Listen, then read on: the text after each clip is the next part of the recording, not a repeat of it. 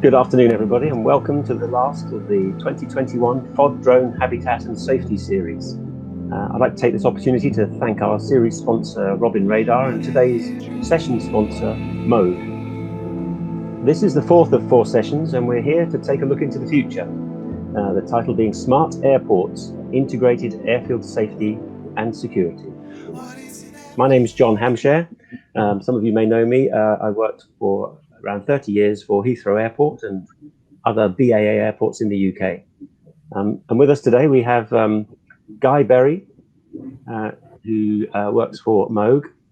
Guy directs Tasia and Moog Airfield Solutions, as well as the aftermarket business for F-35 and partner nations. And for over 15 years, he has crafted FOD mitigation solutions in an expeditionary environment at main base and onboard aircraft carriers.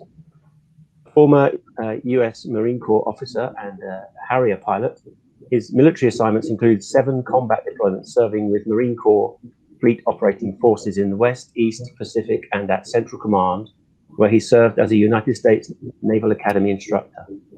I was also the military engineering director for the AV-8B program, the director of innovation headquarters Marine Aviation, and the director of F-35B sustainment at the Joint Program Office. Also with us today, we have Ryan Berry from the FAA. Ryan is the UAS Security Division Manager within FAA's Office of Security and Hazardous Materials. ASH is the acronym for that one. The UAS Security Division serves as the primary coordinator on agency actions, messaging and requests relating to UAS security issues, and collaborates with security partners and the private sector on UAS security issues. Prior to joining FAA, Ryan served as a subject matter expert in the Office of the Undersecretary of Defense Policy and in the US Navy, flying in the EA-6B Prowler. He holds an MA in International Security from George Mason University, an MBA from the University of North Carolina, Chapel Hill, and a bachelor's from Virginia Tech. Also with us, we have Massimo Cinchetti from IATA. Massimo is the Senior Manager of Ground Operations, Automation and Digitalization, an aviation professional with over 25 years experience in ground operations. And since 2013, he's worked in IATA, specializing in ground operations, safety and innovation, representing IATA and the ICAO Ground Handling Task Force. He is also the Secretary of the IATA Ground Operation Automation and Digitalization Group, GAD. With us from Robin Radar, we have Sita Haminga. Sita is founder and CEO of Robin Radar Systems, dedicated to the detection of small targets by radar. The company is considered to be amongst the top 3 most innovative companies and amongst the 25 fastest growing high-tech firms. Sita studied industrial management and engineering at the Technical University of Twente. He did his thesis in Silicon Valley, after which he was co-author of Beyond the Hype, describing how top management looked at e-business after the hype. He started his first company at the age of 21 and later founded Waleli, an innovation accelerator that led to several innovative startups. Joining us at short notice is Duhan Chaka from Argos AI. Duhan has worked at Argos AI overseeing strategy and marketing. He received an undergraduate and graduate education in business administration and has 10 years experience in telecoms and aviation. Also with us today from Heathrow, we have Neil Pritchard. With 15 years experience at the world's busiest international airport, Neil is a great addition to this afternoon's panel. As head of business change and process improvements, he drives airside transformation projects that deliver infrastructure and technology enhancements within airfield and ATM. Prior to this role, he was head of Airside at Heathrow with accountability across airfield operations, winter operations, airfield assets, and maintenance and facilities. He also held the roles of Airport Operations Manager and Terminal Service and Security Manager. And also with us from AGS Airports Limited, we have Fiona Smith. Fiona is Group Head of Aerodrome Strategy for AGS Airports Limited. She has 20 years experience as an executive with deep technical expertise and governance specialism across airport operations at 7 airports internationally, and also for the UK CAA.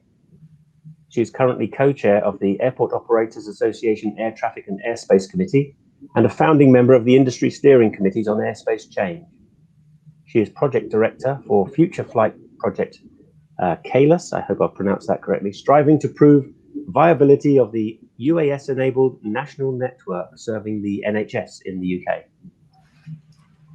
Now, the way this is going to work this afternoon, I have some questions to ask members of the panel, and you can ask your own questions by typing them into your stage section on the right of your screens in Hopin, and we will get to those at the end of the questions that I have here prepared beforehand. So question one is for Neil and Fiona. Could you describe your own experiences in developing airside safety and security over the last 3 years? Let's say Neil. Thanks, John, and good afternoon, everyone. Thanks for that question. So, what are our experiences in developing safety and security over the last number of years? So, the development of safety and security is the primary purpose for us in airports, airlines, and for the regulators, really, is to ensure the safe and secure facilitation of aviation. So everything that we do really has a primary lens of this. How this fits more broadly into the context of this Fdh&S series, we've actually channeled lots and lots of energy into this space for beyond that sort of 3 to 5 year period, and certainly over 15 years. And in the last few years, we've worked across all of the areas, FOD, drones, habitat and safety, with actually each of the suppliers that are on the call today, so with Moog, with Robin, and with Argos AI, amongst others. Our journey with FOD radar, many people will know, started about 15 years ago in 2006. And since then, we've constantly looked at our system to learn and improve, making sure that we do collaborate with the provider on all occasions. And currently, we're in the final throes, the final few days of doing a full system upgrade with our cameras, our radar, the new system, and a new 10-year support contract with Moog.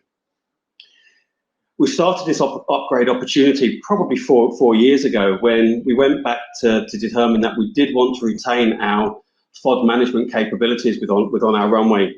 We actually explored all of the providers that were in the market to see how technology evolved from everybody. But what we did realise is that what we realised and what we found is the system that we had, the capability that it provided us, was probably still the best for us in our environment. So we made sure that the technology that has served us for a number of years was going to probably continue to serve us. So hence, we looked to ensure that we can continue that evolution of FOD radar. So for us, FOD radar remains key, and we're about to go live with a new upgraded system. Drone defence, again, we've been looking at this technology for up to 5 years. But it was finally after the disrupting event at Gatwick a few years back that we actually committed our finance to our drone defence capability.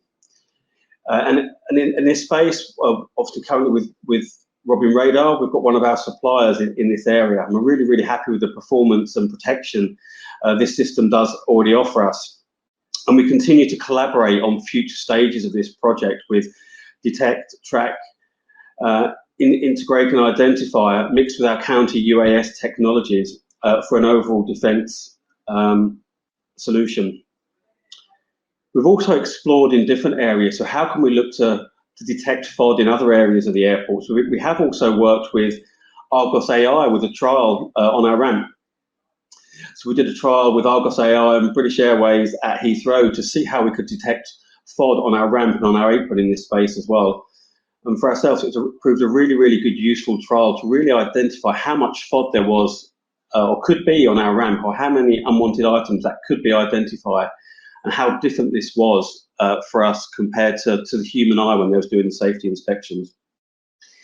In a broader space and technologies, we also continue to look and trial and test perimeter fence and aerodrome boundary security systems and see how we can incorporate these technologies into our system already. And previously we have looked at bird and avian control system to see where that does sit for us. So for us, to go back to the question over the last 3 years, as well as having a long record of this, safety and security, working with the suppliers, actually we've got some really recent experience as well as a long history in this area.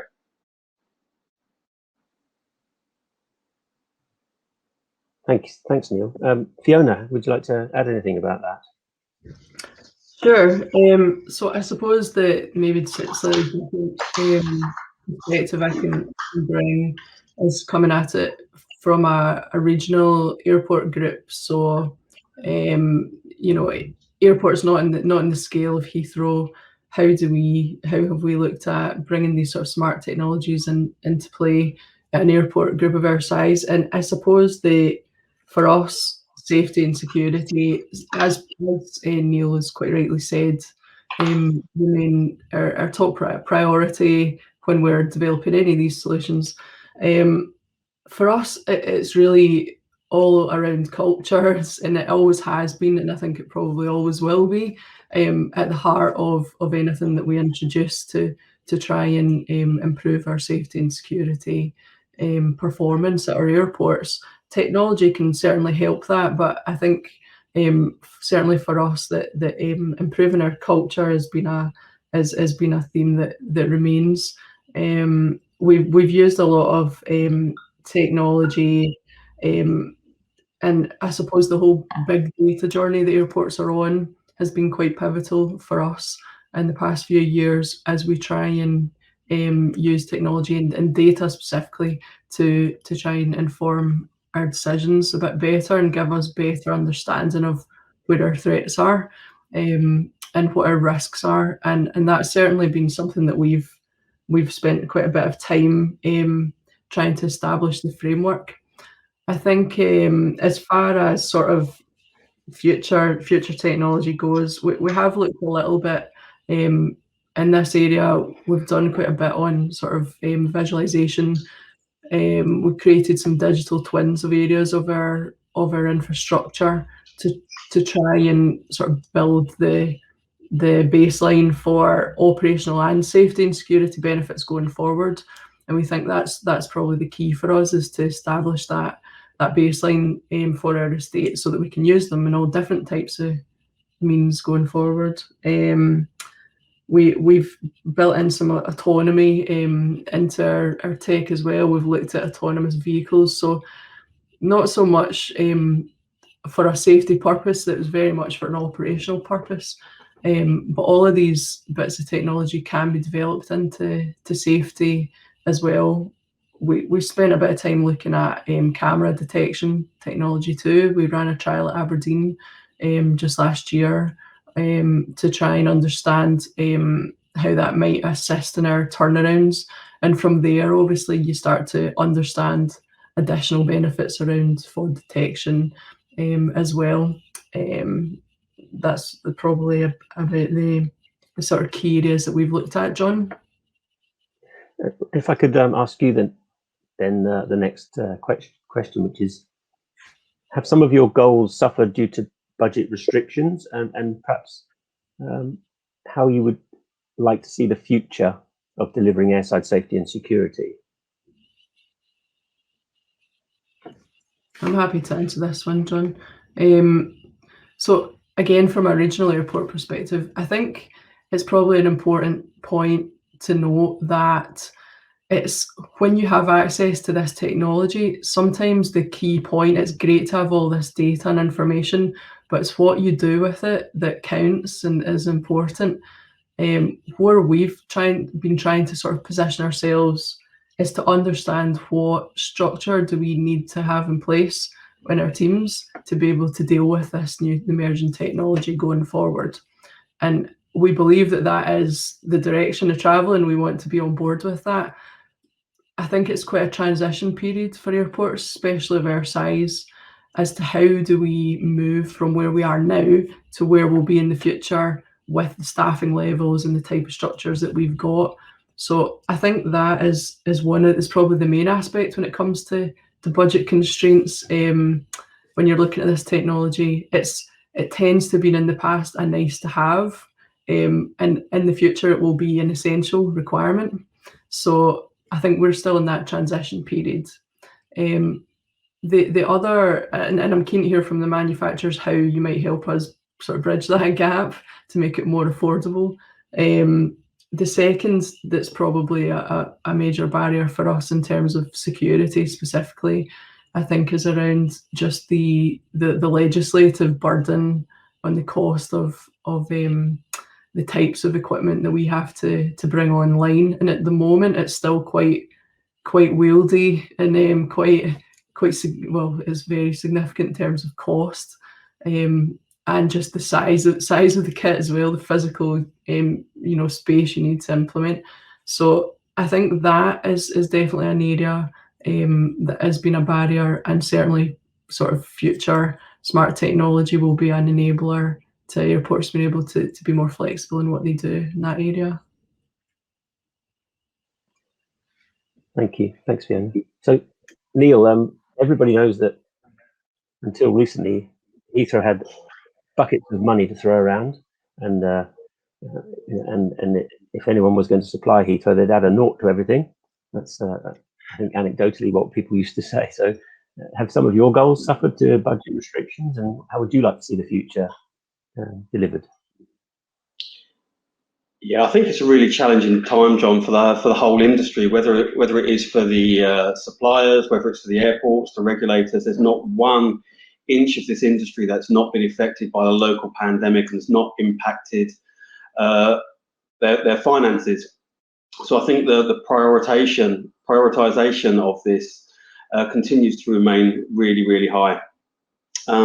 As I have mentioned, fortunately, we have sort of continued to deliver some of the projects with regards to FODs, drones, and security technology over the recent times. But going back for ourselves, there's always been a question about: is it affordable? Have we always been able to look at our budgets? Have we always been able to afford these technologies? So for ourselves, for me, it's a question of risk and mitigation.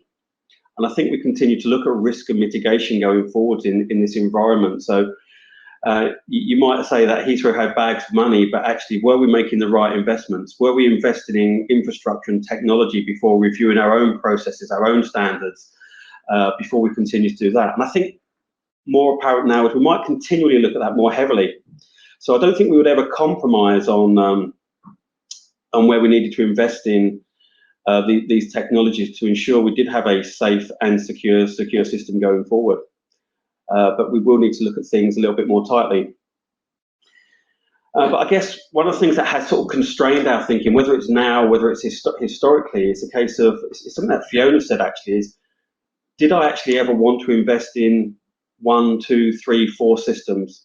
Have I got the multiple logins? Have I got the multiple users? Have I got the multiple interfaces? Have I actually got the number of heads and the number of spaces to be able to facilitate sitting all these systems on the desktop for our team in the right environment? So the challenge for me has been a bit about money and prioritization and risk management, but also about, has there ever been an option where the providers historically have been able to integrate and offer me one integrated solution? For me, it's always been a case of it's got to be vendor A and vendor B and vendor C, not an and or an and/or. So for me, my challenge going forward is, what can the market do? How can we start to see technologies and companies complementing each other rather than just competing for that business? How can we have that integrated front-end solution that can integrate all of our safety and security technologies and systems? And at Heathrow, we have seen a few steps to this as piecing together our drone technology offering, sort of through Robin Radar, and how they complement each other in this place. So for me, making sure that the vendors can come together and they can complement each other's solution rather than approaching the market with a one-size-fits-all approach, because one airport is one airport and every environment is different and everybody's challenges, needs and requirements are different. So for me, the biggest challenge in this space is making sure that whether it's FOD, drones, safety, perimeter detection, whatever we are actually looking at integrating and whatever technologies we are looking at, is how can we make the solution right for that specific environment with the right group of solutions and companies. Yes, lovely. Thanks, Neil. Yes. So I think Fiona mentioned something about legislation as well. So I'd like to ask Ryan and Massimo, in relation to regulation and perhaps other standardization. I mean, IATA have made great strides in terms of standardizing certain things across the industry, and the FAA works very closely with ICAO, etc., etc. So, do you think there's anything that Neil and Fiona have said which is or isn't achievable, and how might regulators oversee and guide that development? So, perhaps Ryan, perhaps you'd like to answer first. Yeah, thank you very much. So first, I'd like to state my thanks for being invited to this forum, and I appreciate the question. So the mission of the FAA is to provide the safest, most efficient aerospace system in the world. Since my expertise is on UAS, and that is what my office is, I will keep my answers only in the guise of UAS, though I understand there are different equities here as well. So while we understand that there are certain entities, especially airports, that are interested in acquiring UAS detection and mitigation systems, we have not taken a policy stance on any specific modality, basically what Neil was getting at there, mainly because the technology trends with UAS and counter UAS are just emerging so rapidly that it would not be in our interest or our partners' interest to take a particular policy stance. We are quite concerned about the use of counter UAS systems within the US airspace, particularly around airports, because of the potential negative impacts on operations, air navigation services, and really compliant aircraft, both manned and unmanned.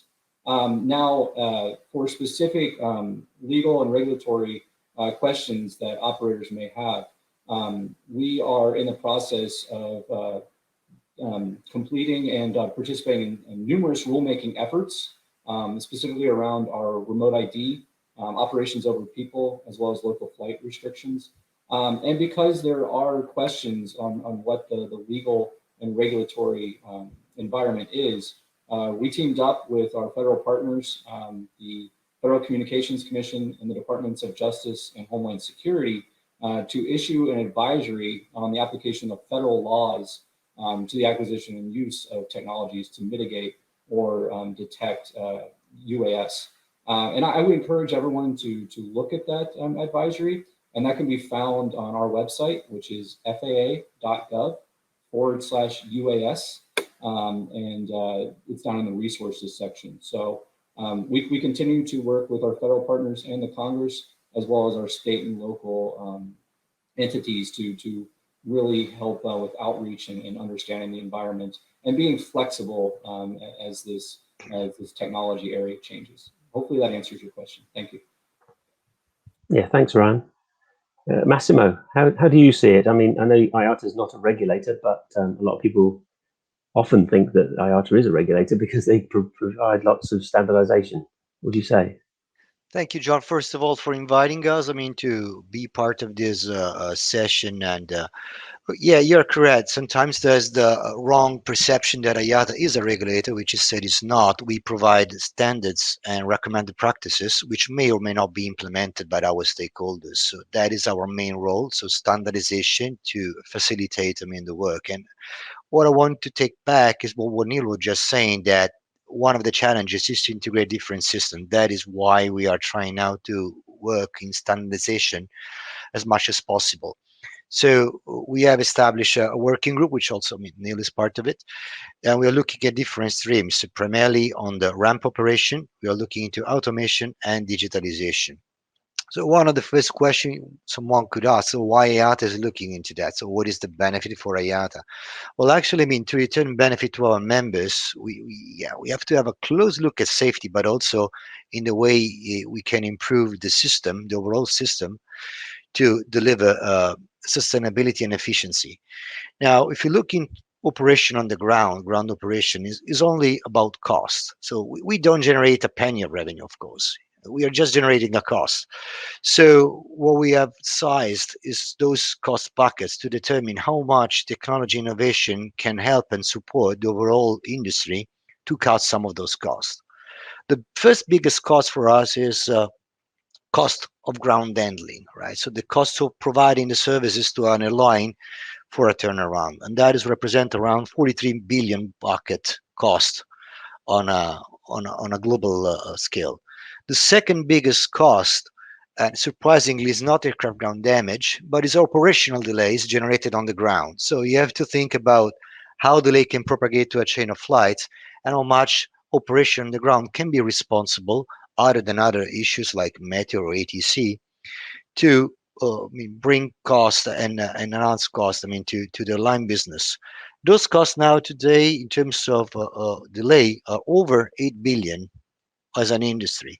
So we believe, as an example, without even going to all the buckets, ground damage and occupational health and safety, and all the rest of the costs. Of course, when you talk about human beings, you're not just looking into the cost, but also at some other stuff.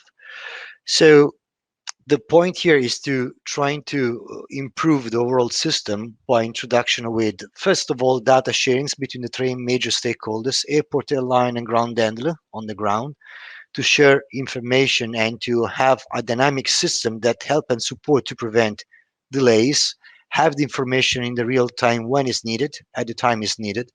So the first priority that was identified by our stakeholders was to create a standard to track the turnaround timestamps, all the tasks around the aircraft when they happened, and be shared in real time.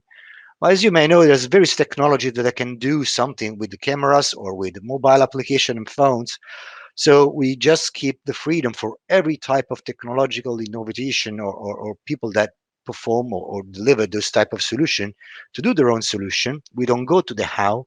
Our goal is to create a standard data format where this type of data can be communicated throughout all the system, so that we have an integration of data and integration of system. And this is the first bucket. The second one, we are looking into a lot into the automation in terms of vehicles. And what we have done now, we have started the categorization of the type of vehicle for the tasks they perform. And then we have to go to assessing all the risk that we have in introducing this type of automation. A lot of tasks now are performed by humans, controls. If you're thinking about the future as an unmanned operation, an unmanned ramp, it's not just about having an autonomous vehicle, but also all the other controls about the overview and the supervision that today are performed by humans. So I don't think that we will eliminate the controls of the human from the system, but we just can improve with even introduction of simple technology a lot. As an example, ground damage can give you a figure of 2019. We are 5.7 billion of ground damage as an industry overall. We have done this calculation with a long study that we have conducted over 1 year. Now we have this that is constantly growing because we were expecting a growth of flight. Now, if we keep away the COVID and the restart of the industry, which was supposedly is going to happen in 2024, we are going to increase this cost if we remain with the same system around 8.2 billion in 10 years. So if we cut this 4 years of restart, that will bring back the figures of 2019 traffic, is going to be 2035. So just by introduction of simple technology, proximity sensing, warning devices, cutoff devices, we could eventually reduce even 20% of instances of damage around the aircraft, which is a lot.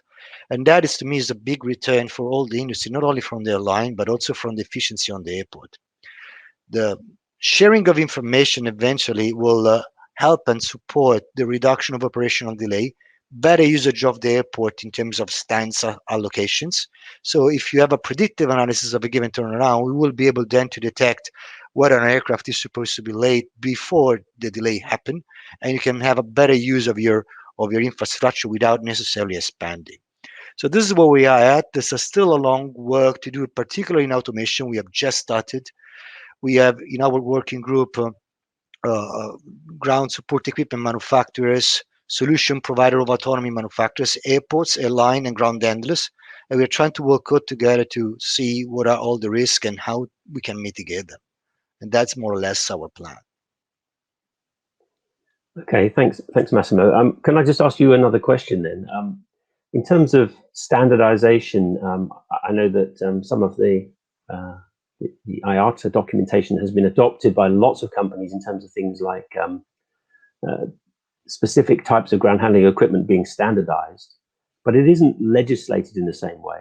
It isn't actually a regulatory requirement, but lots of companies and airports are adopting the IATA standards.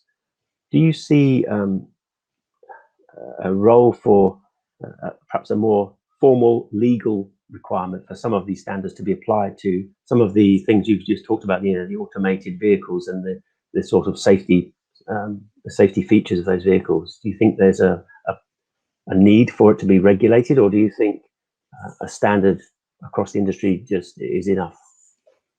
In terms of standard, in terms of ground support equipment, we are now publishing our airport handling manual a lot of standard and recommended practices to ensure that the vehicles have some safety features. Now, it is not up to IATA to regulate that. What I think typically the regulators have some high-level requirements for the party to conform with, and then how they can conform. Sometimes the IATA standards can be used as a acceptable means of compliance to a given regulation. Nonetheless, it will be up to the regulators to determine the level of granularity and the level of regulations.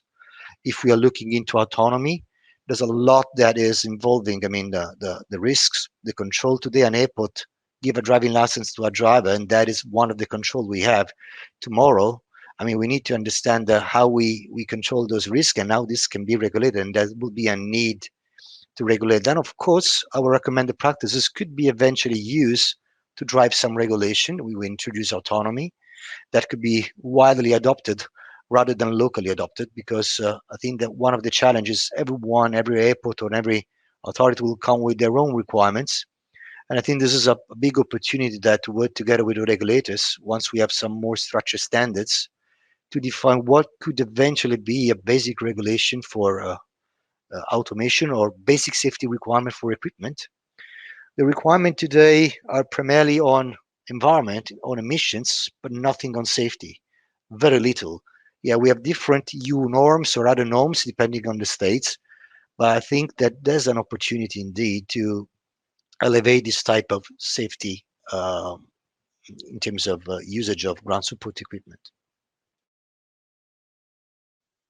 That's great. Thank you, Massimo. Okay, let's turn to our manufacturers, Duhan, Guy, and Sita. So listening to what's been said already by our airport reps and regulator and IATA, how do you respond to that? And is there anything they haven't mentioned which you think is important in terms of innovation and future developments? Duhan, we ask you first, please. Okay. Thank you, John, for today's session and also all the previous sessions. As mentioned in many of the discussions and presentations over this event, continuous and instantaneous inspections have critical importance on achieving the airside safety goals of airports. Of course, when we talk about safety goals, it is not only about FOD, but also other surface inspections, cracks, water accumulation zones, snow and ice formations, and lice. Today, airports almost completely rely on manual inspections by closing the surface to flight operations.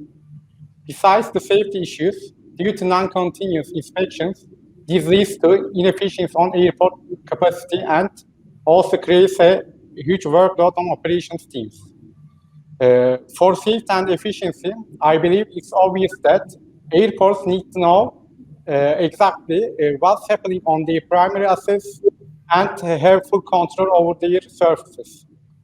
Today, does technology allow airports to have full and continuous control over their surfaces? The answer is yes. Today, high-resolution cameras integrated with state-of-the-art artificial intelligence and GPUs can replace the manual visual inspection processes. Another question is that, are there any industrial applications on those emerging technologies in the market? And another answer is yes. There are products which can provide 1,100 times more precise automated and continuous visual inspections and instantaneous alerting on any anomalies, including FOD, accumulation, snow and ice, lice.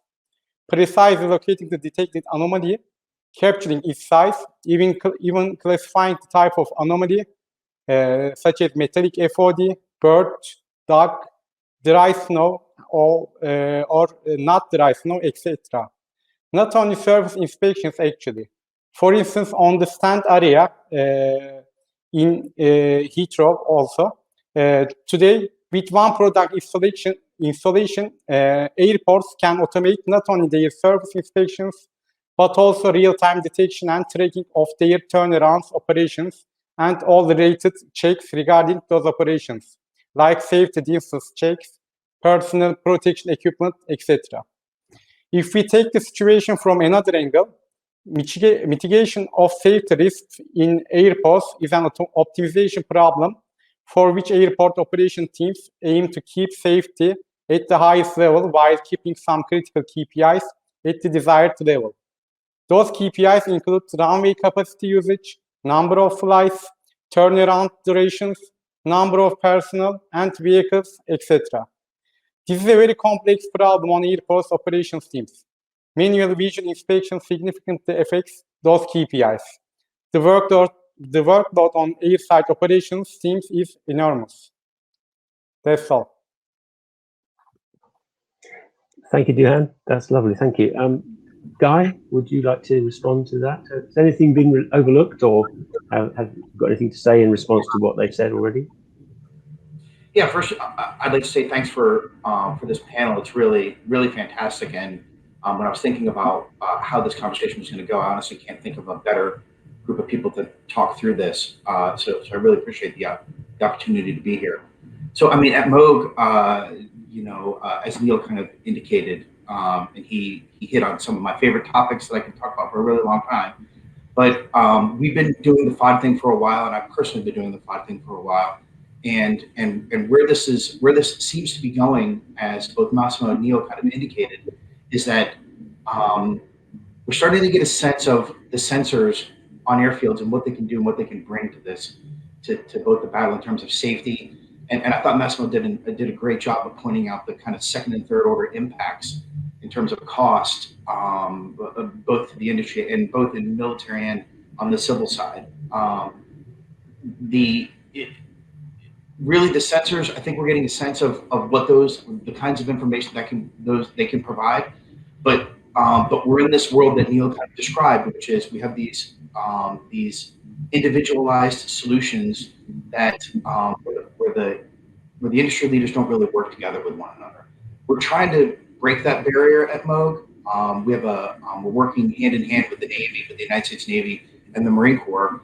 We recently installed some Tarsia systems at Yuma, but the real exciting project that we're taking on is a full systems integration at Naval Air Station Lemoore, which is the Navy's West Coast main fighter base. In that, we're going to look at integrating not just drone surveillance technology, but some perimeter security technology, in addition to actually a couple of FOD sensors, of which one will be supplied by Moog and probably one will be supplied by a competitor. So just as was indicated by Neil, really we're trying to open the aperture to the greatest extent that we can. And the term that I kind of came up with is, BYOS, right? Bring your own sensor. If you have a great sensor, and if it's something that the individual airport, because I do believe that these solutions will be individualized. There's not going to be a one size fits all. And that's kind of what the more conversations that we have at Moog, it's kind of where we're going with this. So we've been exploring partnerships. One of the reasons why we're so excited to be on this panel is the opportunity to work with Robin and to kind of co-present with them. They've obviously been great partners with Heathrow and been on this journey with them. And so there's an opportunity there potentially, for two, companies with great reputations, maybe doing two separate things to work together and bring one product together. And really what it comes down to is sensor fusion. Like Moog, what we're trying to do is we're trying to bring all these inputs into one feed, one presentation, one GUI, so that you're increasing dramatically situational awareness of the personnel in the airfield. Fiona made a great point. Technology is not a substitute for culture, and it's not a substitute for human beings. And we definitely see that. But raising that level of awareness of what's going on the airfield, so that it's less, I kind of used this term last week, mandralic, that I think is going to be really, really key in moving this forward. The other thing I would say, Massimo brought up a really great point about autonomy. It's one of the things we're also exploring with the Navy, this airfield ground-based autonomy. As a former Harrier pilot, and the Harrier, Harriers have never seen a piece of FOD it didn't love, right? It can suck a piece of FOD from the other side of the airfield with ease. But It would always hurt my heart to walk out and see parked FOD trucks at an airfield that you knew that there was a FOD problem. So at Moog, what we're trying to do is we're going to take a crawl, walk, run approach to this. And it really isn't, the regulatory environment for autonomy is very much an unplowed field. And so there's not very much even guidance out there as to how to tackle this. And so what we're doing is we're coming up with an optionally autonomous solution that's vehicle agnostic. So we're exploring the idea of taking an existing vehicle, automating it with LiDAR, some other types of technologies, and then allowing it to be optionally used by a human being or optionally autonomous. And what we're hoping is going to happen is that we'll get hours of autonomy with a human being actually sitting at the seat, so that we can test and evaluate these solutions. Because obviously it is a highly, highly safety critical environment that we don't just want to move into without having a real good understanding of the environment that we're moving into. So that will, at Moog, we see that, and I see that as those paths converging in the future, that this sensor fused environment where not only are we getting a really good look at the airfield as it exists at that moment with all these sensors, fusing it into one interface, but then that data is collected and it can be used later and analyzed with either AI or something at the edge to make that data even more useful. So it becomes a tactical, find the FOD, find the drone, do what you have to do to mitigate that threat at that moment, and then capture that data so that it can be later used for analysis, understand where are these incursions coming from? How can we kind of do preventative things in order to stop this from happening in the future? All those things, it was a great intro because those are all kind of paths and vectors that Moog is looking to push forward on. And we're excited. I'm very excited about the future. I think that this is a great moment, and it's a transformative moment. You know, a couple of years ago, there was a term that was used at the Pentagon, an RMA, or Revolution of Military Affairs, right? Like a complete sea change in how we do things.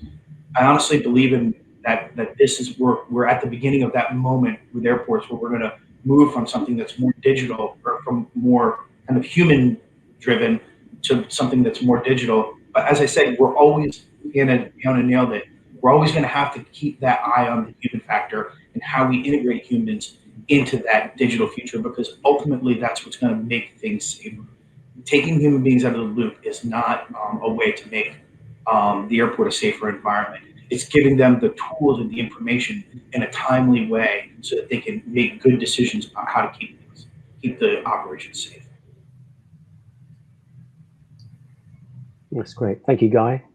Sita, what do you have to say to them about this? Yeah, first of all, Guy, thanks. I really dig this saying, bring your own sensor.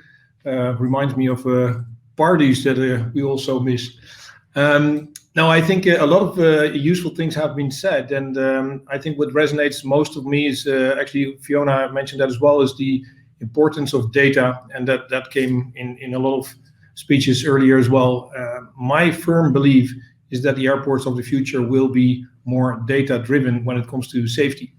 And that sounds logical, but it's actually not that obvious today. If we look at bird strike prevention, for example, I just saw the poll results where bird strike with 85% or 58% is seen as the biggest threat. Now, if we look at how we gain situational awareness of bird strike risks, we use an apparatus called binoculars that was invented in 1608. Instead of using 24/7 situational awareness. And I think that's where we will be going. Let the data talk, know what you're talking about. And that's also the reason why airports like Berlin, Frankfurt, Schiphol, Copenhagen, they all have 24/7 situational awareness on where the birds are. And I think there are some hurdles, of course, about investing in technology for airports. General challenges is that I believe there is a split incentive. Nobody would argue the fact that it's a good idea to invest in safety, but the question is who's going to pay for it, who has the benefits of that safety, and it sounds terrible to have discussions like that, but I do think they are present.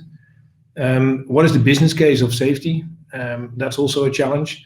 And then if you have gone through those hurdles, then selecting technologies, then you want to prevent vendor lock-in as an airport. You like to invent in innovative technologies, but you don't want to be the first with the crappy version and then having spent all your money by the time there is stable technology out there. So you want to prevent vendor login. You want to make sure that different systems combine into one system of systems, like mentioned before by Neil. And I'm happy to see in the poll that 100% of the audience believes that the industry is able to work together. A guy from Moog confirmed that, and that's indeed, we are very proud to explore cooperation with Moog at the moment. And I do think that's the way forward. Systems should be future-proof.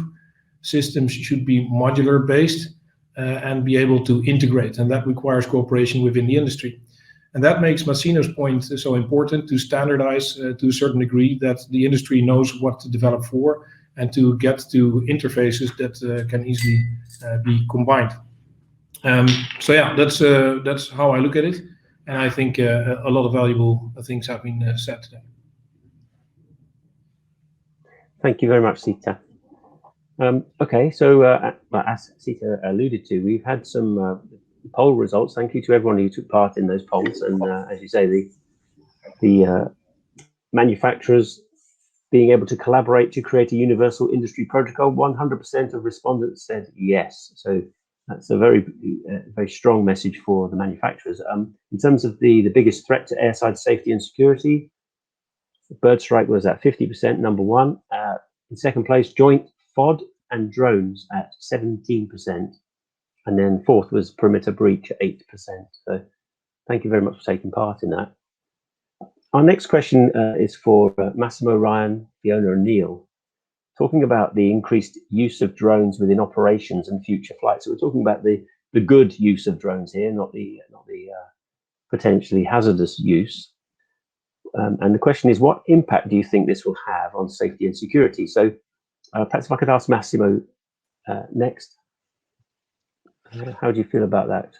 Well, particularly drones in terms of functionality is not really my area. I'm working more into the ramp operation. So one of the application of the drone that was discussed was eventually to perform the pre-departure checks, damage checks prior departure, and damage checks on arrival. And that as far as we can go in terms of drone utilization at the moment in our area.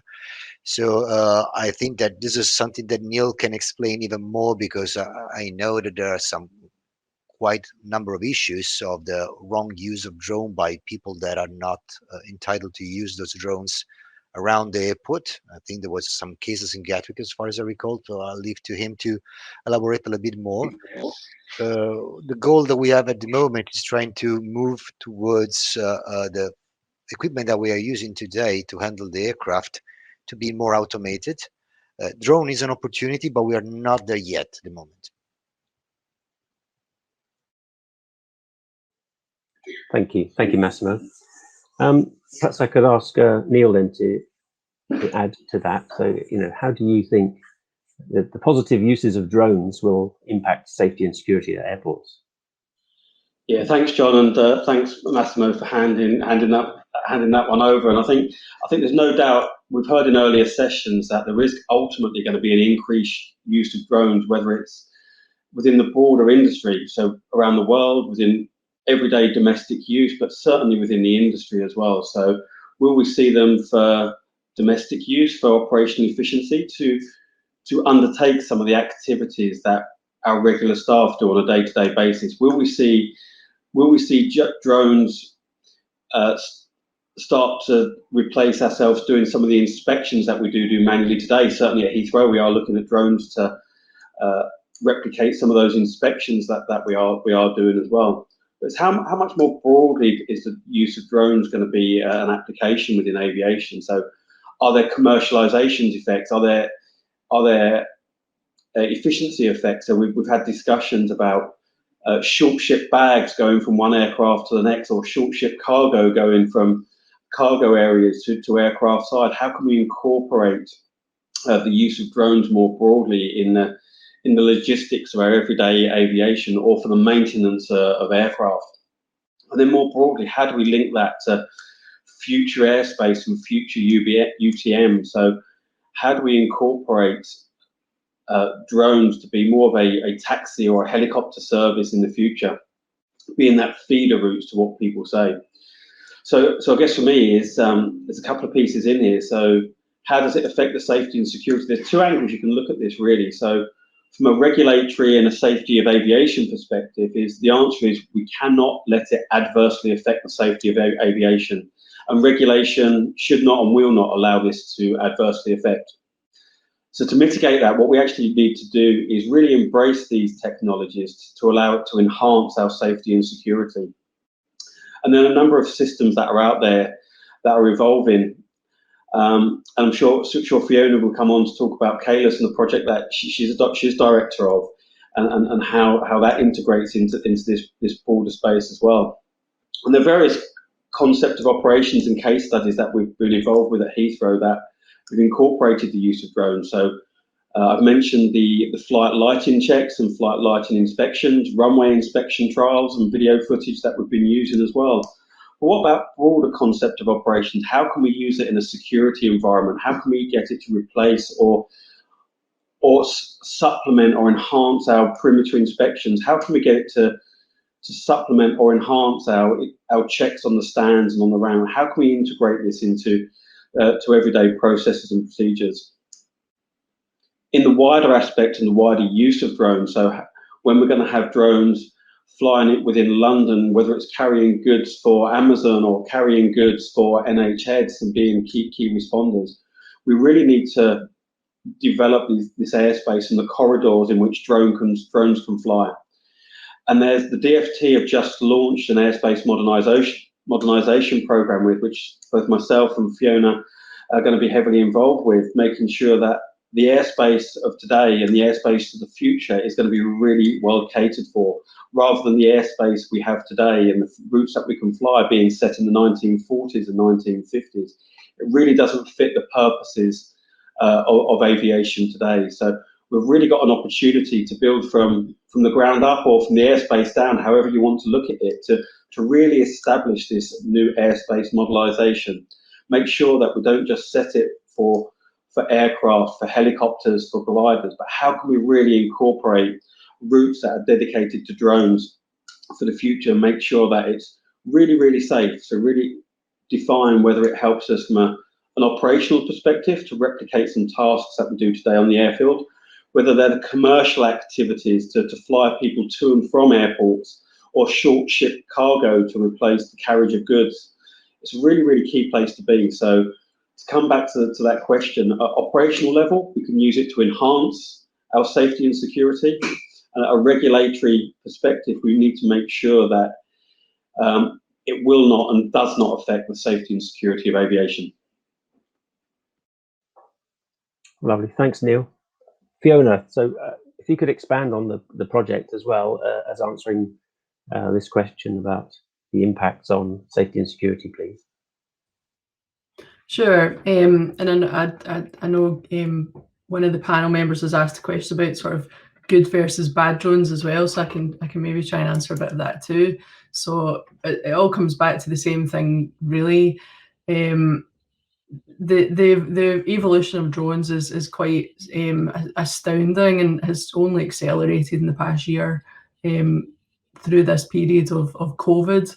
I think a lot of companies and operators are looking to try and innovate, which has been a positive aspect if you can look for one in this situation. Before we can look at drones as an opportunity in a wide scale, I think the aviation and the airport industry are key to trying to build a framework for them to operate safely and amongst other commercial aviation. If you'd asked an airport maybe even just 2-3 years ago what their perspective on drones was, then you would really probably only have got one response, which would have been wholly negative on the impact that drones could have on an airport. I think that's really changing now to understanding that this is a change that is inevitable and actually could be an opportunity for us. As an airport group, we decided to take the lead on a future flight project, which would look at trying to establish a drone network for for NHS as a use case. And the reason that we wanted to do that, aside from it being a fantastic endeavour to try and build something for NHS, was to try and be part of the solution to this problem, which is how do we integrate drones with commercial aviation. It's something that we need to solve, and we believe that will happen by trying to build them into our current regulatory framework in a way that the same sort of levels of safety are applied, and that they can operate fully integrated, which I think is the future for drones. So hopefully that answers a few of the questions. Thank you, Fiona. That's great. Thank you. Ryan, perhaps we could move on to include the good versus bad drone scenario as well. So in terms of managing the good use of drones, how that might impact on safety and security at airports. And we're talking here, as Neil's alluded to there, and Fiona, about drones that may not be based at the airport or operating at the airport, but they come within a close proximity to the airport, but they are not they're not designed to try and disrupt anything. How do you see the regulatory coverage and support for airports and drone companies to bring that into play? Yeah, thank you, John. It's a great question. So a lot of what I'm going to echo what kind of Neil said, and Fiona as well, as far as the integration. So as all of us know, unmanned aircraft systems are fundamentally changing aviation. And there's a lot of really good aspects, especially for public safety. UAS are being used for disaster responses, firefighting efforts, especially here in the United States, potential avalanche control, search and rescue. So there are a lot of good public safety use cases that we are looking to develop the regulatory landscape to ensure that those folks can thrive, but also doing it in a safe manner. I think the big question between good and bad drones is how do you do the effective discrimination from the compliant to the, as we call it, clueless, criminal, or nefarious. So when we do regulation and rulemaking, it's for the compliance, right?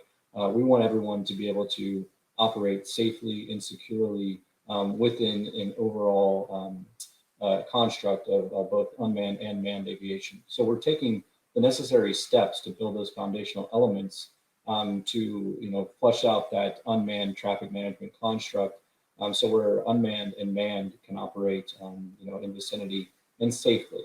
And one of the ways you do that is through threat discrimination, especially in the airport environment or any sort of protection around certain fixed facilities or national security or large groups of people and so forth.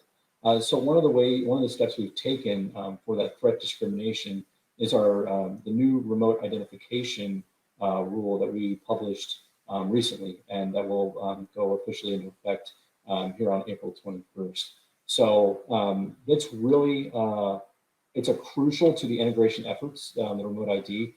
So it is going to require most drones in the United States to have the ability, basically as you will, a license plate in the sky, to be able to see where a drone is, as well as the operator. And really, it allows to see the compliant and then the non-compliant. So you can take the necessary response actions, but also have the situational awareness to understand what's going on. If anyone would like more information about the remote ID rule, I know it's been widely in the press lately, but I encourage everyone to go to our website, which is FAA.gov/UAS/getting_started/remote_ID. And again, if you just go to our main website there, FAA.gov/UAS, you'll see the getting started as a clickable link on the left-hand side, and that'll get there. And it really explains what remote ID is.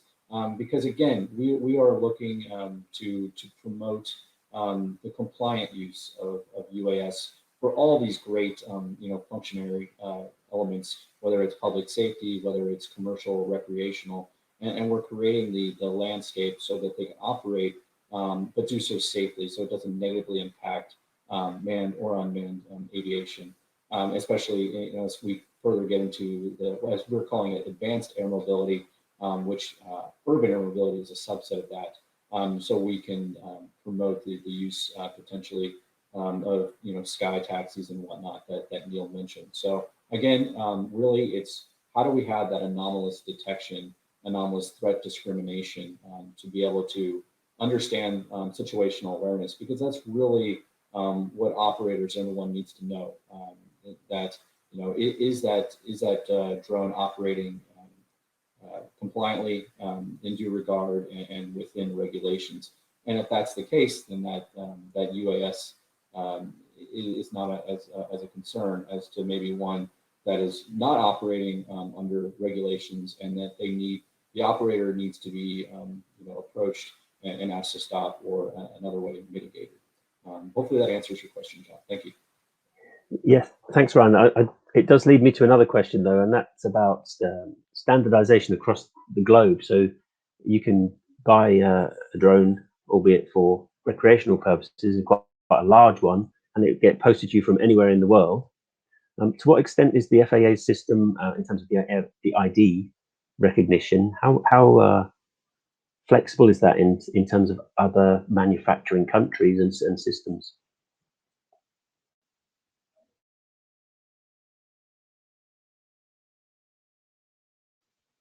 Sorry, Ryan, you're muted. Sorry, my dog was barking. But as far as the requirements for foreign manufacturers, any drone that's going to operate in the United States, they have three ways that they can meet the identification requirements. There's the operate under the standard mode ID drone, which it broadcasts an identification and location information. And that one is produced with the built-in remote identification broadcast capability in accordance with the rules requirements. Then there's the operated drone with remote ID broadcast module. And a broadcast module is a device that broadcasts identification, location information about the drone and its takeoff location. And that broadcast module can be an add-on later on. So it can be retrofitted to have the remote ID capability. So persons operating a drone with remote ID broadcast module must be able to see their drone at all times during flight. And then there is the ability to operate without remote ID equipment. However, that is only going to be at FAA recognized identification areas, also known as FRIAs, which will be sponsored by community-based organizations or educational institutions. And we're still in the rulemaking phase of developing, what those FRIAs are and where they can be. But FRIAs are the only locations unmanned aircraft may operate without broadcasting remote ID message. So to wrap up quickly, to answer your question, the drone needs to either be manufactured, produced with the built-in remote ID broadcast capability, can have the ability to add it on later, especially for your hobbyists that still want to operate outside of a FRIA, or if there is if you're operating without remote ID equipment, that'll be required to occur in the FRIA. And again, I encourage everyone, if you have specific questions about remote ID, to go to that website that I mentioned earlier, and you can actually see the rule in its entirety in PDF form. And there's a lot of good frequently asked questions on there as well. We had over 53,000 comments in the comment period as we were going through the rule. And so we've addressed many of those, I believe. Thank you. Great, thanks, Ryan. I'm aware that Massimo has to leave us shortly, so I'd like to thank him for his contribution today and offer you the opportunity if you have anything to add. And particularly, I'm interested in whether you see any adverse effects of things like aircraft stand monitoring or taxiway surface monitoring from an automated point of view in terms of the ground handling companies that currently that might look after that side of the safety system. There's one of the things that we are also looking at is into the pushback and towing activities, which or also some other activities that may be needed when you have to recover an aircraft that maybe has to be recovered from the end of a runway. So that is the part of automation where we are more related to the flight part of it. Let's say typically what we work is in the apron area where we are looking at it, but not necessarily on taxiway or runway operation, which is not in our area. Although, I mean, as I say, pushback and towing activities is something that is more related in terms of this type of activity in terms of automations. That is as far as we go. With that, I mean, just want to thank you all the panel and everyone for inviting me here to have this slot to speak and to present what we are trying to achieve as IATA together with the rest of our partners as an industry. And we hope that with that, we can have a smooth restart as soon as possible for all the aviation industry, because we just need it to go back to the normality. And we hope that if there's a bit of help and support from governments, this can be achieved even quicker. So with that, if there's no other question, I wish to thank all of the panelists and all of you for inviting me here to speak. And you can search for me. I mean, cctm@iata.org. You can write me an email if anybody that want to reach me out, or groundops@iata.org. It would be a pleasure to respond to any other question or topics, even offline after this type of webinar. So thank you so much for all of you guys. Thanks, Massimo. Thank you very much. Okay, so I'd like to move on to the manufacturers now. And the question is, how do you ensure that your technologies are keeping up to date with evolving industry and threat requirements? Now, I just want to point out to delegates, we have had some questions posted, and we will get to those before the end of the session. We have them waiting in the wings, so please don't worry if we're not asking your questions yet, they will come up. So let's start with Guy. How do you ensure your technology is keeping up to date with evolving industry and threat requirements?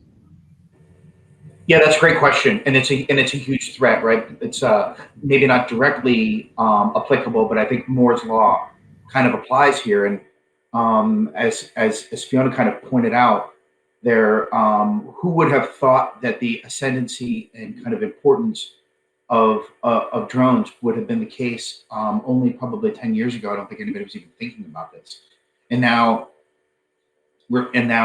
so, you know, as these sensors evolve, it's going to be critical. It's such a huge ask for airports and the infrastructure to outlay the kind of funding and the kind of resources in order to be able to integrate these technological solutions. And so at least at Moog, we're very, very sensitive to that. We're very, very sensitive to the idea that really what I've kind of tried to bring to the discussions that I've had is that airports, airlines, military air forces, they're asking us to help them with a solution, with an end state, right? Not necessarily, they're not in love with any particular sensor. They understand that they have a problem and they want to increase their situational awareness, and that needs to grow and evolve both from airport to airport and with time. And so, and I think that the modularity that was mentioned earlier, I think that's going to be key to that part about having an open enough mind to understand that yes, even as industry, we're used to competing with one another, and we're structured to compete with one another. So in some ways, we're going to be required to kind of play a little bit left-handed here in terms of cooperating in order to meet the requirement and the need. And I think that it's so important that we do that. And I think that as long as it's kind of a collaborative approach moving forward, both with the regulators, the airports, and with industry, I'm optimistic that we'll be able to achieve that, and in a kind of a cost-constrained way. Bringing the using that modularity to bring the solutions to airports and to the customers that they need when they need it and how they need it. I think that that's really important. And I'd like to answer the great unasked question so far. No, Ryan and I are not related. And yes, there are people that have the name other than Barry in the aviation industry in America. So thank you. Thank you, Guy. Yeah, that was one of the questions I had, actually. So thank you for that. Sita, how could you answer this question about ensuring your technology keeps up to date with evolving industry and threat requirements? Yeah, and I'm happy that the most important question has been answered now, so I can't fail anymore. Now, so yeah, of course that's a challenge. Now, if we look specifically into drones, countering drones, then we have the advantage to look at the object itself instead of using RF frequencies or things that change over time. So that gives some advantage there. But that left, I mean, in general, keeping up with new technologies means that you need to do what the enemy does, and that is to keep innovating. So continuously look around, innovate, ask for customer feedback. I mean, a large part of our innovation agenda is actually determined by our customers, by talking to them, getting feedback, see if that resonates with other customers as well, change it and making better. And the nice thing about having a big software component is that as long as the hardware is future-proof, you can create new capabilities and new features by upgrading the software. And in many cases, at least in the civil markets, we can do that remotely as well. So remote monitoring of systems is also something that is really handy. That's great, thank you. And Duhan, do you have anything to add in terms of keeping up with the evolving requirements? Actually, John, for many times it's impossible for both the regulators and airports and airlines to clearly understand the level of technology and how it can unlock the opportunities. For instance, our product portfolio can automate many of the surface plus turnaround operations and visual inspections. When we describe this to the airports, their first reaction is that usually, no, you can't do it. Or, and we can say that, yes, we can. Would you like to come to our demo site or have a demo installation on your Airside and experiment it with yourself? Also, when considering the current speed of technological progress and the response speed of the regulation or industry, I believe that we as manufacturers have a critical responsibility to help the beneficiaries to lead the regulation and transformation and demand. So the answer is yes, we proactively develop the technologies. That's all. Thank you, Duhan. So perhaps head back to Guy. So, I mean, this is perhaps a question that we might have sat at the bar of an evening, but how does your company proactively develop new technologies as opposed to reacting to the latest demand? So, you know, in terms of Moog fault detection systems, that's in place, and you might look to enhance it or adapt it. But if you're looking for something completely new, how does that work? Yeah, I mean, that's a great question. I'm quite comfortable fielding questions that would normally be asked at the bar, so thank you for that. But I think that what Sita said is dead on. I mean, a huge component of it is customer intimacy and understanding what the customer needs and just having kind of a little bit of vision to be able to look into the future to try to see, understanding that you're not going to be able to look into that future with perfect clarity.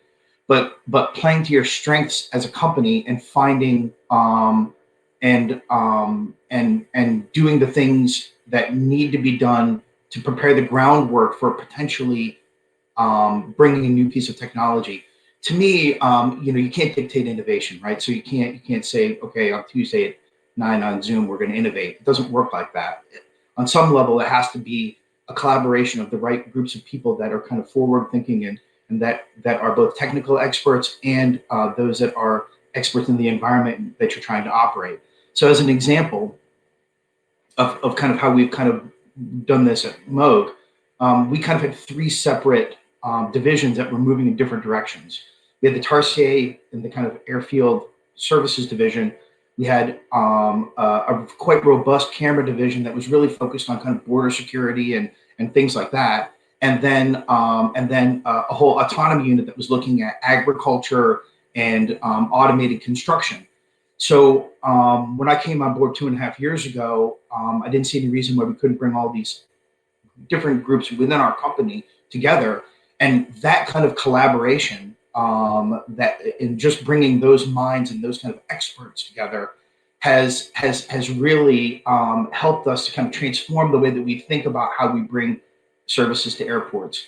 My past experience, with the F-35 and with aviation, I'm a big believer and understand the benefit of sensor fusion, of bringing disparate pieces of information together and presenting it in such a way that it makes it most useful now, and then capturing that data and then analyzing it for maybe a strategic, preventative, and changing the way that you do business. So I think that there are several ways to kind of keep ahead of that curve. The main thing is understanding that your singular focus has to be being able to provide that service and that need to the airport, right, or to the Air Force, to understand what their pressure points are, what are their key performance indicators, how are you best servicing that, and then you can kind of chart your course as far as where you want to go in the future.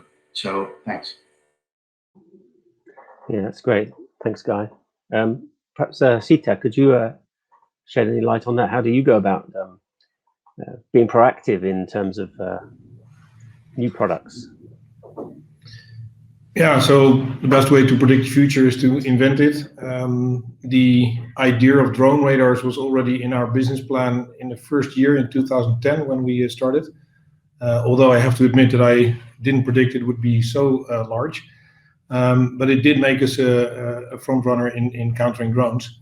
And to date, I mean, we are super transparent about our innovation agenda, which I can, by the way, recommend anyone, because secrecy just withholds you from feedback. So we're always super open about where we want to go, because we get help from unpredictable places.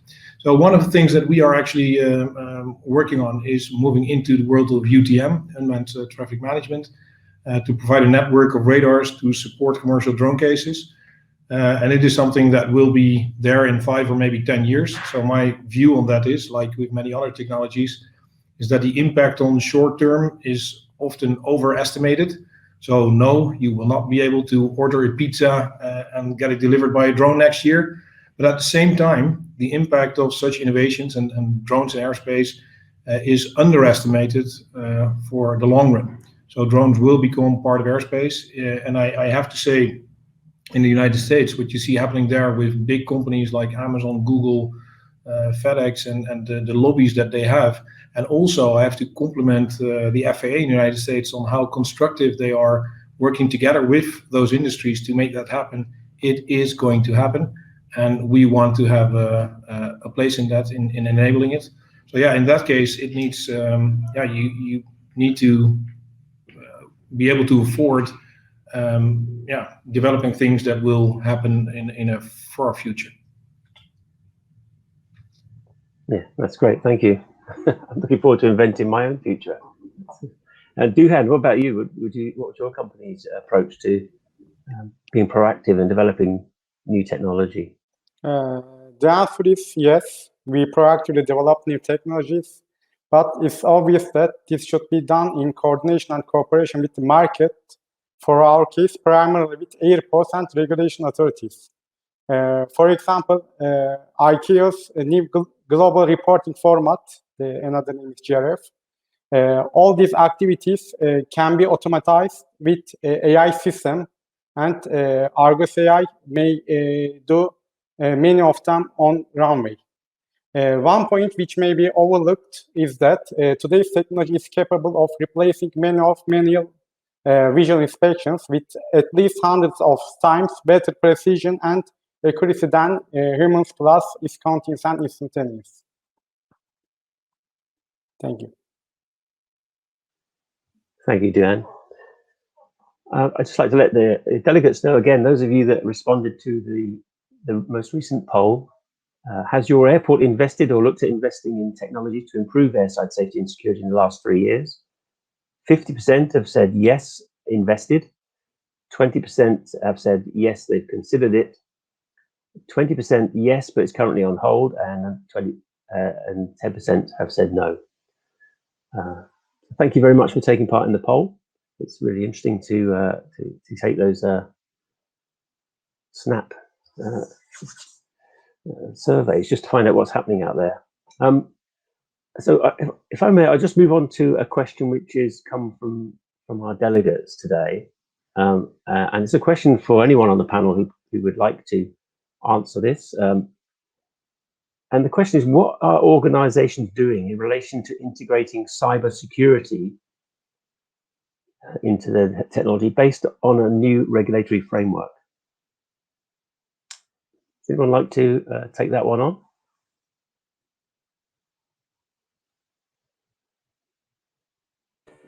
Yeah, I mean, I'm certainly, I can talk to that a little bit.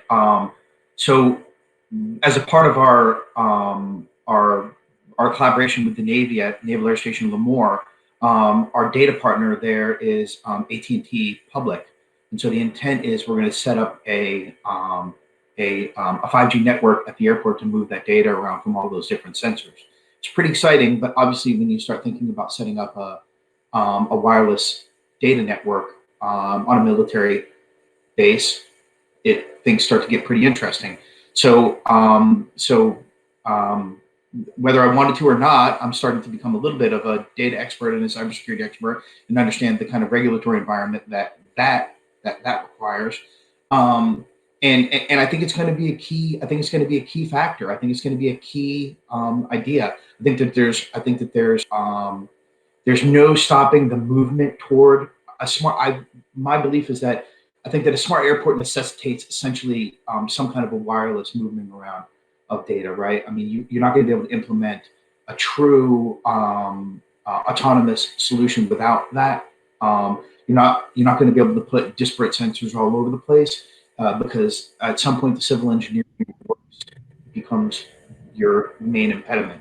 And so when you only have to worry about bringing power to certain areas, and there are ways like what we're exploring with Tarsier. Tarsier comes with a tower that ranges between 3 and 6 meters, and as a result of that, it becomes a perfect kind of vertical real estate place to put other sensors and mount other sensors, and then kind of bring the outputs of those sensors into the data stream.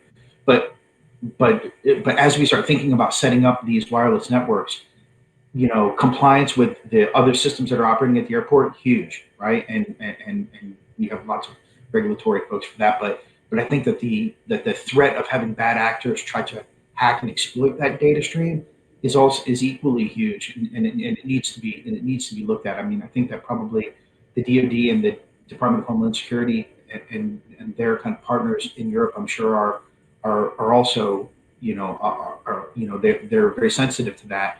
I think that at some point airports are going to need to, if they aren't already, climbing on top of that wave as well, and understand that moving that data around is just as much a threat as kind of a perimeter security breach would be.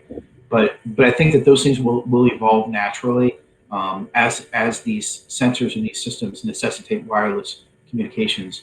Then the cybersecurity will come along with that. But there's definitely some thought already in that domain.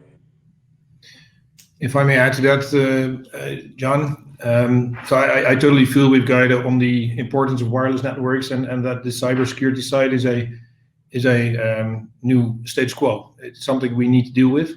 And I have a very practical advice for all you airports out there, as well as the vendors, is get IT involved from the first day, or preferably even in the preparation phase before the first day. Because there seems to be almost like an international rule amongst IT people: if you involve them too late, they are against it all. So really involve them from day one.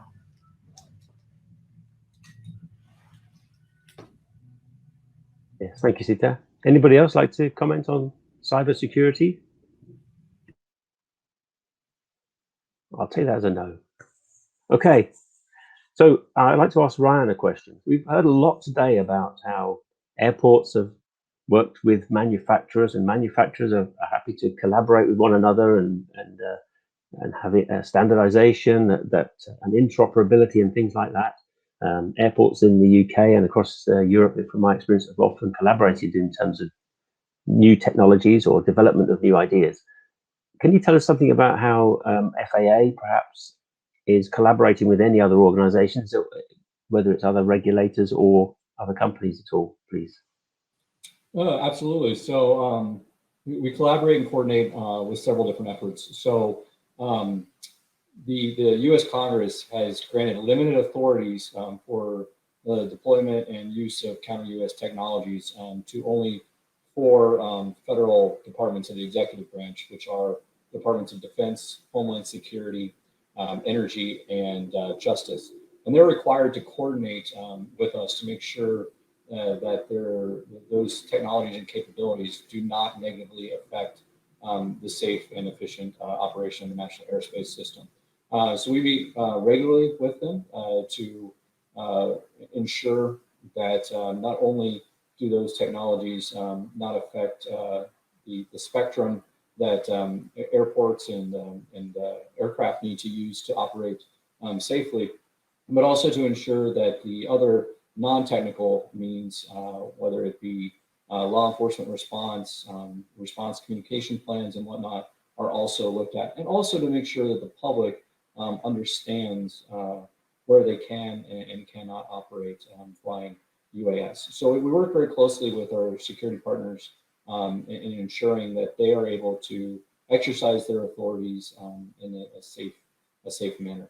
And we are the ones that determine that risk to the national airspace. We're also working closely with our interagency partners, as well as technological vendors, in understanding what technologies or systems that are being developed, tested, or deployed by these federal departments and agencies that are used to detect or mitigate, to ensure we understand how those technologies affect the airport environment. So Section 383 of the FAA's Reauthorization Act of 2018 mandates the FAA to look at that. And so we are in the process of doing a testing and evaluation effort to understand how those detection and mitigation technologies affect the airport environment and elsewhere, really. And so we just announced the 5 airports that we are going to be conducting the testing at across the United States, and that's Atlantic City, New Jersey, Rickenbacker in Columbus, Ohio, Syracuse, New York, Huntsville, Alabama, and then Seattle-Tacoma Airport in Seattle, Washington. So I can't comment on the specific vendors and modalities. One, because I'm under a non-disclosure agreement, but also because we are currently in the acquisitions process and reviewing those vendors. But we're looking at multiple modalities, systems approaches to understand what's out there now and then what could be coming in the future. So it's really going to help inform us when different entities want to use these systems, that we understand how they could potentially affect the safety of the airport environment. But we also work with other security partners, especially the Department of Homeland Security, some what we call CISA, Cybersecurity and Infrastructure Security Agency, as well as the Transportation Security Agency, and being able to help them with their response plans, help them understand the aviation environment, and then develop ways to protect those entities. And then we're constantly having outreach with the state and local, because education is the greatest tool in all this. So for the state and local to understand how they can respond to an errant or hostile UAS, but also how they could use a UAS for public safety issues. We also are actively involved for any of the protection for national security events, whether it's the protection of the President and Vice President of the United States, or big events such as the Super Bowl or the UN General Assembly and so forth. So the nice thing about what we're doing is we coordinate across the federal, state, local, territorial, and tribal entities and all these efforts. And it really helps to see things from multiple perspectives and really being a collaborative effort. And then we, of course, meet with research entities, universities, as well as both counter-UAS and UAS vendors to understand, what the needs are, what the requirements are, and then how we can integrate everything safely and efficiently into our airspace system. That's great. Thank you. Okay, so I've got one question left from the delegates. So this is a question perhaps for the manufacturers, and I'll let you jump in if you think you'd like to answer it first. So there is a clear need for sense and alert capabilities in these systems, and driven by the industry is included in the question. But what seems to be trailing is a focus on the decision-making process, particularly in our new data-intensive environment. So how can human factors advance with technology? And I'll ask you to just keep it a bit short because we're going to have to be running out of time. Thanks. Maybe I can start, John, if it is possible. Yeah. Actually, for the both parties are complementary to each other. Human factor is another point that advanced AI over human. One side can cover the other side's shortcomings, especially for the routine tasks. Long-lasting tasks, human attention may be lost very easily. That's why this kind of technology helps the humans faulty and their misunderstanding decisions.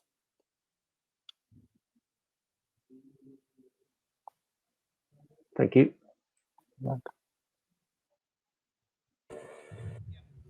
I mean, what I would say is that it's absolutely critical. Okay, certainly our interactions with Neil and the Heathrow team over the course of the past 10 years-ish now that we're going on that amount of time has been absolutely critical to understanding how to use this technology. I mean, that's a really, really important point, is that there's absolutely no situation where we take the human out of the loop here. If anything, what we're going to try to do is try to make those airport processes and procedures fit, perhaps nudge them a little bit because of the introduction of a piece of technology. But as an example, our installation at Marine Corps Air Station Yuma, working very closely and intimately with the Marines in order to help them to maximize the use of the sensor. So, as a quick example, our system was able to find a small little piece of aggregate, on the airfield about the size of a raisin. Well, that is potentially a threat to an F-35. How do you then direct those Marines onto that piece of aggregate on a 10,000-foot runway, right? That kind of blends in, that doesn't even necessarily stand out to the human eye. And so we're very, very, we really need to think about this. There's applications, other different things in order to be able to integrate these wonderful pieces of technology into the day-to-day operations of what's going on. But it's a really, really great point, and none of these technologies are useful unless they're integrated into the day-to-day operation. Yeah, thanks, Guy. Okay, I think we may have overrun a little. So I'd just like to say thank you to all of our panel. It's been really great to hear your views, and all very positive and very collaborative, which is great. And thank you to all the delegates for joining in, taking the poll, and for asking the questions. That's been fantastic too. So we look forward to seeing you next year, to see how things have progressed. So the next series of FOD drone habitat and safety sessions are planned for March 2022. But next up this year is the Winter Ops series, kicking off with a session exploring the global reporting format and runway surface condition management. And that's on Wednesday, the 28th of April. So thanks again for taking part in the 2021 series. So for all the speakers we've had, all the presentations, the sponsors, Robin, Radar and Moog, and most of all for the delegates for joining us. Thank you very much.